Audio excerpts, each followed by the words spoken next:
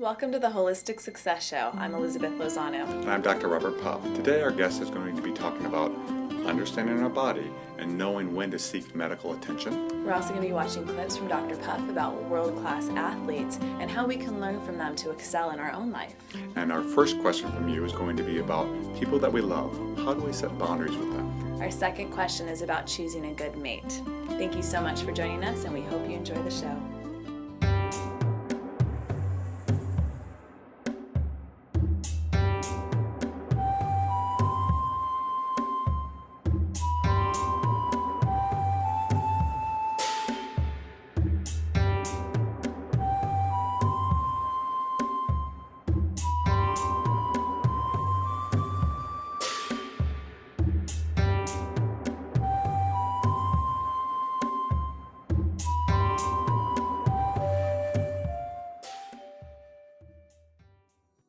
I'd like to talk today about the training of a world-class athlete and what it entails and how it can actually relate to you and I. So let's start with what does it involve to become a world-class athlete. First, obviously you have to be good at what you do. And then you have lots and lots and lots of training where you're learning your sport and you're practicing it. You're learning your sport and you're practicing it. And as you move up, as you get better, perhaps you start in high school or even elementary school, and you go to college, and then you may head off to the pros or head off to the Olympics. When you reach the highest level that human beings are really capable of, you'll hire yourself a top-notch coach to help you become a world-class athlete. And what the best coaches out there are doing today, sports coaches are doing, they take that athlete, of course they give them the training and then they take them a little bit further than they've gone before. But the most important thing a very good coach will do in today's age is they'll train them when they're finally in the sport, when they're ready to do that race. Let's say you're a sprinter, that you become one with that track and you just run. And what you lose is you lose the commentary. You don't anymore say, am I running well? Am I running fast? Am I going to succeed? Am I going to win? Am I going to lose? Because what we've learned over the years is that keeps athletes from performing their best and at their top level. So basketball, you often hear in basketball about being in the zone, where Michael Jordan may be shooting like 4 3-pointers or 5 3-pointers in a row, boom, boom, boom, swish, in they go, in they go, in they go. And we interview athletes like that. How do you do that? How did you just keep performing at such a high level in a row, one after another, after another, after another? And what they'll tell us is they weren't thinking about winning. They weren't thinking about losing. They weren't thinking anything about the game. They were just playing basketball or whatever the sport may be. So truly, to reach the highest level that we're capable of, we need to really train and be really one with what we're doing. And another story I can give to you that really helps illustrate that is I saw once Olympian people that are heading to the Olympics to be sharpshooters. And what we did, or what the scientists did, they put electrodes on the brains of the sharpshooters, and then they did it with people that were just normal people that had training as being sharpshooters. So the first group, say like you and I, we'd hold that gun and aim it at the target. We'd pull the trigger, and we wouldn't hit the target very well. And what they found is when the brain was firing as you were firing the gun, it went all over the place. It's a very active mind, and there were a lot of waves going back and forth. As when your mind's active, there's a lot of waves going back and forth.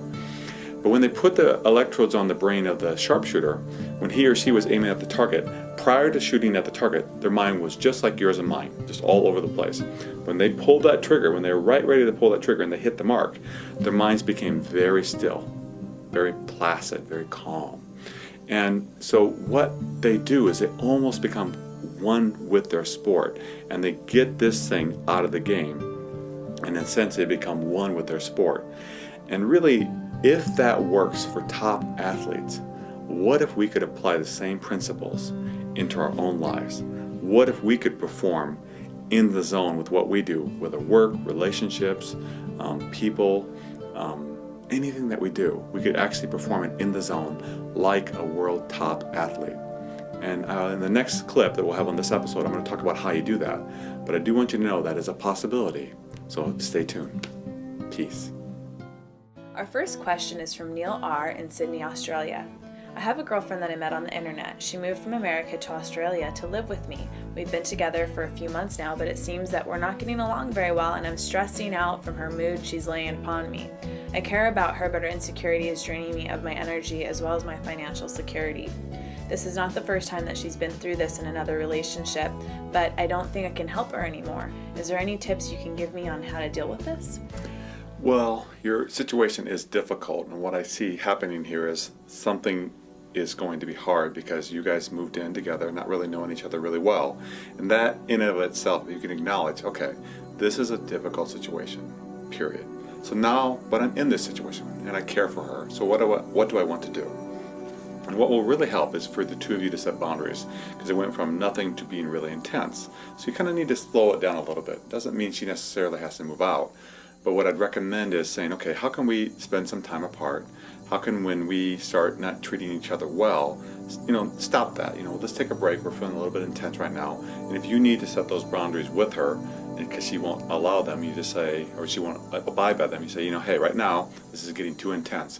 And you just walk away. You go into another room, or, you say, this is going to end. And if you have to raise the bar a bit, meaning you have to get more intense because she's getting more intense, that we lash back. With the intensity comes from moving away, actually. When a person gets more intense, you move away from them, and then by moving away, that will help the situation dissipate. Kind of like you take away the dynamite, and nothing's going to explode. And by you moving away, often I've talked about a fuse, you make that fuse longer because you're not allowing it to get so intense.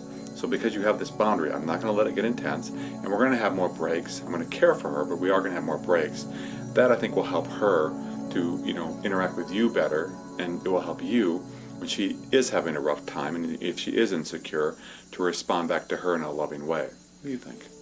I agree with you definitely. I think there are a lot of things that can be causing a lot of stress within your relationship too. If you're working and maybe she's at home all day, that can build some resentment within you. And for her, that might be really hard for her because she's at home all day. She maybe doesn't know a lot of people in the area. So you guys talking about that and working through that, it can be something that's really important. And you explaining to her, the situation the way it is, I'm feeling a little frustrated with this. Communication is huge in any relationship. So you guys need to work through these things. And I think the boundaries that Dr. Puff had said are really, really important, because if you don't set those boundaries, resentment is going to build, and it's just going to be chaos and frustration, and your relationship's going to end, or you're going to stay in a relationship and be really, really unhappy, which really isn't. That's not what life is about. It's not about being unhappy. It's about creating happiness. We are going to face hard times in our lives, okay? I'm not going to say that that's not going to happen, but you need to take care of yourself. So, go to the gym and work out. Take that time for yourself, because sometimes when a person is moving to a whole new other country, they may feel like really attached to you and don't want to be separated from you, but you need to take care of yourself and encourage her to take care of herself and create new friends. Maybe she can go take yoga or go do some classes or something. So something like that, maybe you can encourage her to do, or maybe find a way where she can start to work, or maybe do things around the house that gives her a sense of, self-esteem or sense of self-worth, because for somebody too, that can actually affect her and affect how she's feeling about herself, and that, that mood that she's laying upon you, maybe she's not feeling good because she just sits around all day. And I would also add, because I really like what Elizabeth said about caring for her. I think that's a wonderful thing she's suggesting, and do that. She matters too. I know you're frustrated with her, but she matters too. So reach out to her in love, set boundaries, but do it in a really loving way, as Elizabeth said. So thank you.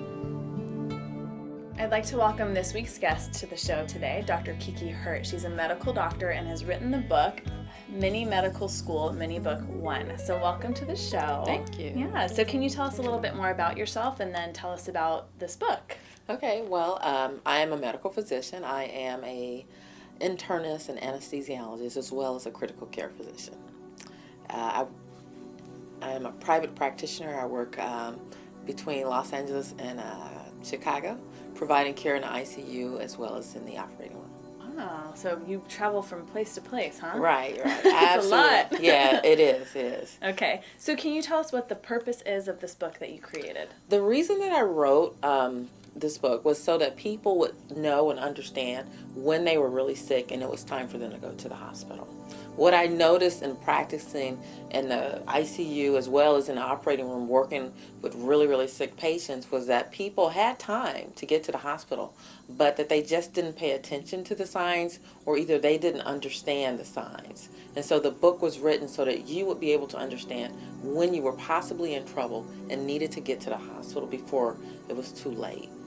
Can you give us an example of that? I think during the break, actually before we started, you were talking to me about somebody who you were speaking with that had numbness in their arm for like 3 days or something.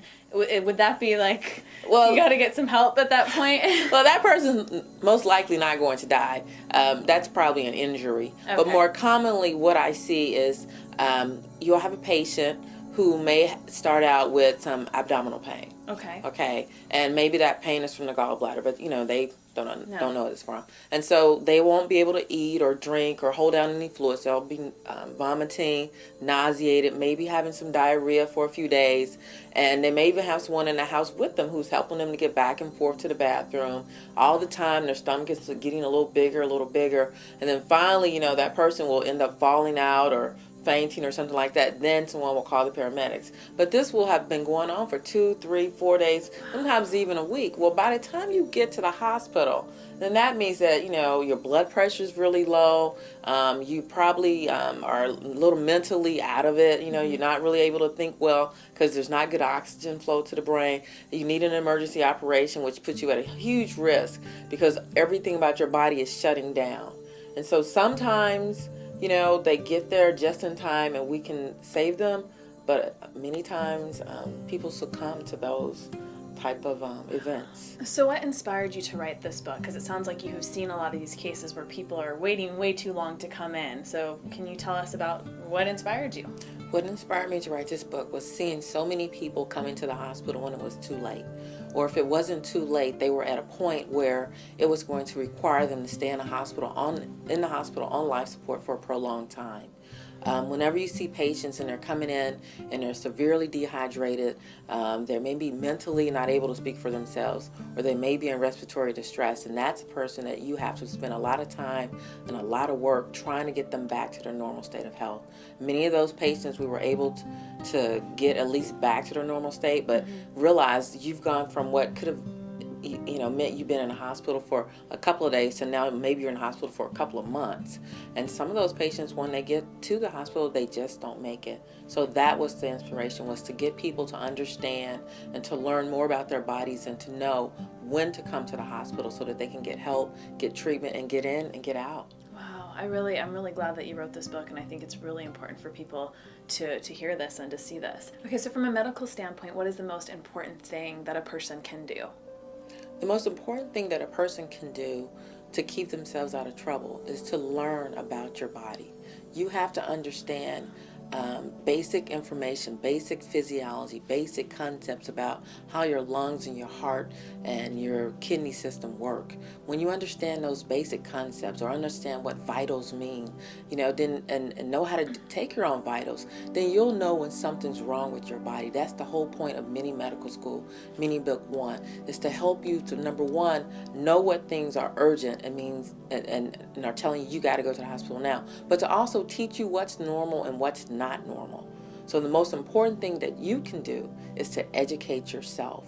And when you go into the hospital, you go to the doctor, ask questions. If someone tells you something and it doesn't make sense, then you keep asking questions until it does. And if that individual can't make it make sense to you, then you find someone else. Those are some great words of wisdom. It sounds like you're really trying to empower people too with this book. Well, that is the whole goal, to empower you to be able to save your own life.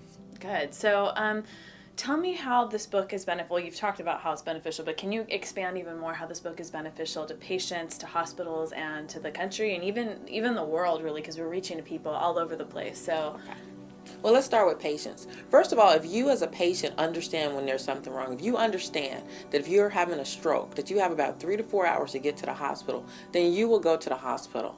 So what that means is that you will get to the hospital in time enough that we can give you the medication so that we can either stop that stroke from occurring or getting worse, or even causing your death. Or at minimum, when you get to the hospital, you won't end up staying in the hospital longer than what you have to, or ending up on life support, which all those things not only cost you time and cost you, money possibly from losing work or things of that nature, but cost you money for your insurance company. But also that means that you're going to save yourself a lot of headache and heartache. And then when it comes to the hospital, well, the hospital is going to incur more costs because no matter how much insurance you have, when people are really, really, really sick, then it costs a lot of money. It costs a lot of money. A lot of resources are used up, from nursing to various drugs to various surgeries to get that person well. So the hospital ends up saving money as well as you. And then when we start talking about the country, well, what you end up happening when people don't get to the hospital on time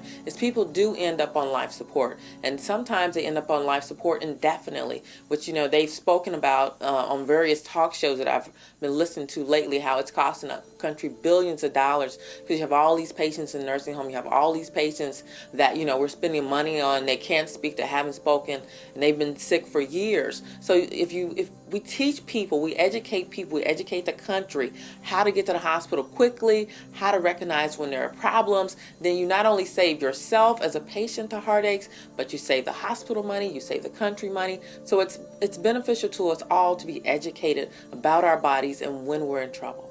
Wow, you have such an amazing message, and I want to give this book to every person that I love and care about. So Thank you. Yeah, absolutely. Thank you. Where can people get a hold of you and get a hold of the copy of this book? Well, right now, if you just go to www.hurtmd.com, then you can order the book. We're working on getting the book to Amazon, to Barnes & Nobles, and just to every place that we can get it to, so it's accessible to everyone and anyone. The goal is to put this book in as many languages as possible so that everybody across the world understands and can be educated on basic information and keep yourself alive. It's about empowering you, saving lives through education. That's wonderful. And I know you also have a blog. Can you share with us your blog? If you go to Facebook, I have a fan page.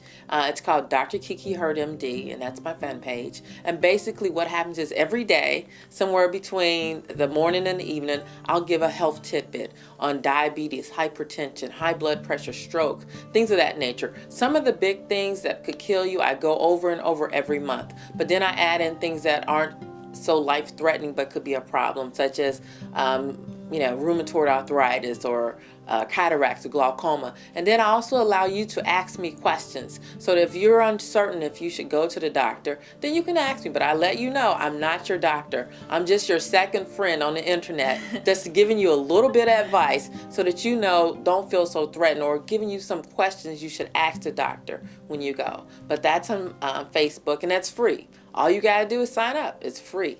Just like this show. So thank you so much for joining us, and you've got some wonderful words of wisdom, and if you guys get a chance, please check out this book. Thank you so much. Oh, thank you for inviting me.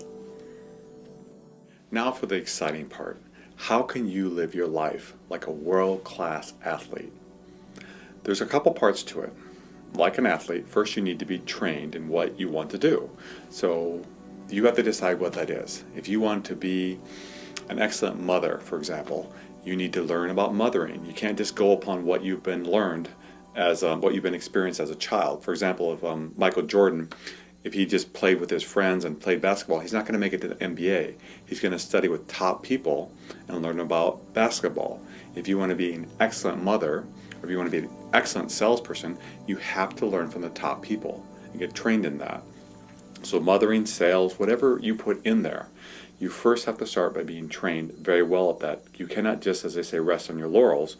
You need to get education and get experience. Like as a mother, you would get experience with your children trying different forms. Like we have a book called Raising Healthy Children and Teenagers. And in that we talk about like timeout and positive reinforcement.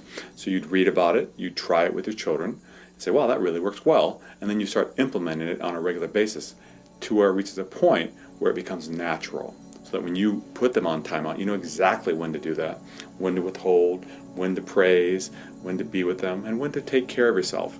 It's the learning how to be an excellent parent, and then doing that through trusting what your training and learning has given you.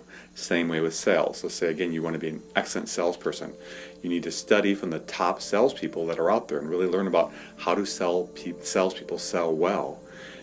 Practice what they teach you, implement it on a regular basis, and as you perfect your skills, when you finally get to the point that you feel like you are an excellent salesperson, then go out there and sell and try your best to sell. But when you are selling, be in the zone. And what I mean by that is, like the athlete, you don't think about, am I going to make this deal? You don't think about am I going to lose this deal? You just sell, and you do your best, what you've been trained at, and what you'll find is you will do superb and excellent because you're going to be in the zone. Even with mothering, you don't criticize yourself and say, am I a good mother, I'm a bad mother, because you've been trained now very well to be an excellent mother. So then you are an excellent mother and you just do what you've been trained to do. If you find later that you need to readjust and learn some more things, that's great. But it's trusting that what you've been trained to do works and then implementing it. So you have to get trained, get experience, and implementation. But let's say not only do you want to be a great mother, be a great salesperson, or whatever job you can think of that you want to put in there, let's say you want to be an awesome human being. What does that entail? That entails doing things like this, learning about holistic success, putting it all together. Because if you put it all together, what will happen is you will slowly over time get better and better at being a human being, taking care of yourself, slowing down, and learning to love yourself, and all the different things that we talk about here, like meditation, and many other people talk about how to live well too. One of the terms for it in psychology is self-actualization, and that is basically people living to the fullest extent of humanity. It's basically they're at the peak of what human life is like when you live to the fullest and living well. That isn't necessarily, of course, financial success or people love you. It's more so within your heart you feel really great about who you are and how your life is going. And so if you strive in that direction, what it will take is great earnestness. You have to say, I'm really going to be committed to this. I'm going to learn about it, watch this show, learn about other things about how human beings that live well do that. Start implementing that into your life. And then just trusting it. Trusting that the decisions that you make each and every day will move you in that direction. I think that's one of the reasons I love meditation so much. That's why meditation does, is it grounds me throughout the day, because I do it in the morning and do it at night, and it keeps me focused on the here and now, which I think is one of the ultimate bases of being healthy as a human being. So if you have that grounding there, that silent awareness that you learn through meditation, you then can be 100% present with what is happening right here, right now, and live to your fullest capacity. Live richly, fully, each and every day. So I encourage you to live in the zone, live like a world-class athlete, and have a beautiful life. Peace. Our second question comes to us from Cynthia T. in Salt Lake City, Utah. I'm dating someone who I really care about and we're thinking about marriage, but he has some behaviors that are hard for me. Should I expect change or should I accept him for who he is before I marry him? Cynthia, I'm really glad you asked that question, because it's an important question for a lot of people out there who are in the process of finding their mate to spend their life with. Because whoever you meet, no matter who they are going to have things in them that don't work for you, that you don't resonate with. But the hope is that they have enough that does work well for you, that I really love this quality and that quality and this quality. And it's kind of almost like a percentage thing. If 75% of them is awesome and 25% of them doesn't work really well, I think you've got a pretty good match there. I mean, they may change, but hoping if it's 50-50 or 60-40 in the negative direction, saying, well, if I really love the 40%, but that 60% really bothers me, but I'll change it, that's a very, very dangerous way to enter a relationship. It is far better to enter it saying, what if they never change? Could I work towards living with this? And if you say yes to that, you say, yeah, I really love who they are, so if they never do change, I'll be happy. But I would also carry it one step further. Not only when I say, could I live with this, if you choose to live with them, then try to like the traits that they have. My wife has some traits when I first met her. I thought, oh, that's a little different. But I've actually learned to embrace them. Probably a good one is she goes at a different pace than I do. And so when we travel, I used to like to see a lot of things, and she would like to more kind of enjoy the trip more and not see as much. And at first I was like, oh, we're not seeing as much because, this is our limited trip, we're on vacation, I want to see a lot. And I actually learned to slow down, and now I much prefer traveling her way. So actually I ended up changing in the sense of going at a slower pace. And I enjoy traveling so much more now because when I come home from a vacation, I don't need a vacation from my vacation. So you might even be able to embrace some of the differences and say, this might be something I can learn. So I would encourage you to say, can I live with this? And if you can, given all the positive, then yes, definitely marry them. What about you? What do you think? I definitely agree with you in many ways, but there's another part of it that I see that, if that 25%, let's say there's a 75% that you guys have a lot of similarities and you really like, and there's that 25% that maybe not so much.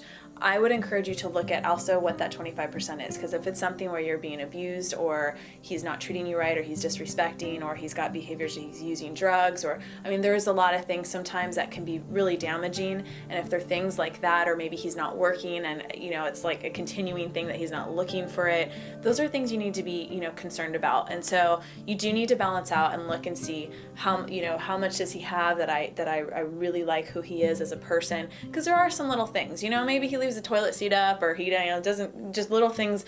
There could just be things that you guys don't have in common sometimes, and those things can be worked past, absolutely. But if they're fundamental things that you're thinking to yourself, the only way it's going to work out is if he changes these things, then you need to pay attention to that, because you should be with somebody for who they are, not for who you want them to be. And I think we can sometimes have this vision of what we want in a relationship, or perhaps we can have conversations with somebody. And I have had this in the past, in my own past relationships, where, it was like, I'm going to do this, and 3-4 years down the line, those things still didn't happen while I was proceeding with my life. And so I was growing and they weren't. And it ultimately came to the point where I said, I love you, but I can't be with you for who I want you to be. And sometimes you do have to make that decision. But I encourage you to really think about those things, and also talk with your partner about it. But also you have to be aware, you can't just go just based on what somebody says. You need to really pay attention to their actions. I really like what Elizabeth said, and I think the thing to keep in mind though too is that after you get married and you do find, or you're in a relationship, you do find that 25% was a lot more than you thought, like it is something that's really you can't deal with, then you need to say, let's seek help for this, and let's see if we can change that, because you may need help changing it. But if they can't change it, and it is really unbearable for you, then you make the changes and talk to other people inside yourself to set boundaries and learn how you can grow and say, is this something I can live with? And if you can't, and they're not going to change, then you need to make choices based upon that, not saying someday they'll change, because it is very, very difficult for people to change unless they're very, very motivated to change. Absolutely. So, and to piggyback off of what he just said, is that he needs to want to change. You cannot just force a person to change. Right. So absolutely. Thank you so much for your question, and we wish you all the best in your life and in your love. This week's quote is by Marianne Rademacher, and I love this. I think it's such a beautiful quote. Courage doesn't always roar. Sometimes courage is the quiet voice at the end of the day saying, I will try again tomorrow. And I think it really does take a lot of courage for us to get up after we've failed.